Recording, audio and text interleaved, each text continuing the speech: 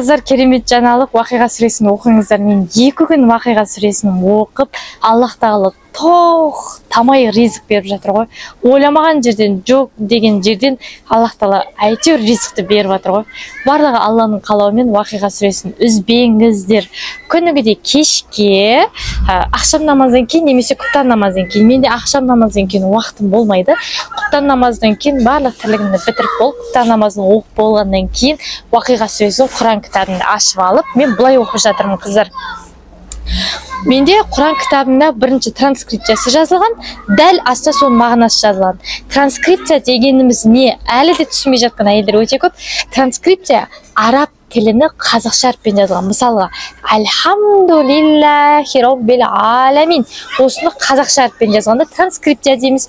Оның мысалға қазақша мағынасы. Асақын Қори шемерінде қиямет күнің иесі деген мысал мағына, қазақша мағынасы. Транскрипция қазақша мағынасы. Менде Құран кітабында сондай.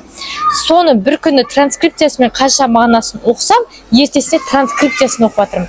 Чередовать етіп оқып жатырмын. Соның өзінде білесіздер ма? Таңда тұрғаннан бастап ризық тоқтамай келіп жатыр. Қыздар, қарыздарыңыз, кредиттарыңыз болса, бірақ ниет Уақиға сүрені оқып тұрған кезінде мен осыны оқып қарыз кредитінен құтылайын деген ниет обязательно жүректің түбінде болады. Бірақ сіз осы Уақиға сүресін оқи отырып Аллаға жақындайсыз және Құранға деген махаббатыңыз ашылады. Және де осы Уақиға сүресінің транскрипциясын міндетті түрде оқыңыздар. Тек қана қазақша мағынасын ғана оқымаңыздар. Оқыңыздар, екеуін чередовать етіп, немесе бір күнде соны бір-бірімен біріктіріп оқыңыздар. Не үшін? Өйткені Құран ол араб тілінде түскен. Бүкіл мұсылмандарға араб тілінде түскен. Ал қазақша мағына не үшін? Бізде Құран кітап әр елде, әр ұлтқа, әр тілдің аудармасы бар. Мысалға, орыстарға, жаңағы орыстардың аудармасымен, сондықтан қазақ тілі аудармасы біз әр аят не деп айтып жатыр Аллах тағала бізге сол үшін ғана түсірілген. Түсінесіз ме? Сондықтан Құранның тек қазақшасын ғана оқып қоймай, егер де сіз Құранға түспеген болсаңыз, транскрипциясын оқыңыз. Түсінікті ғой? Соны оқып жүріп, Құранға деген махаббатыңыз оянады, сөйтіп Құранға түсесіз.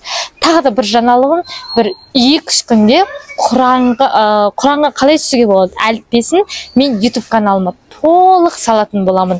Әріптің барлығын 28-29 әріпті сіздерге үйрететін боламын. Менің каналыма міндетті түрде тіркеліңіздер, лайк басыңыздар, достарыңызға тарауды ұмытпаңыздар. Және де Уақиға сүресі видеоның астында ссылкасы бар.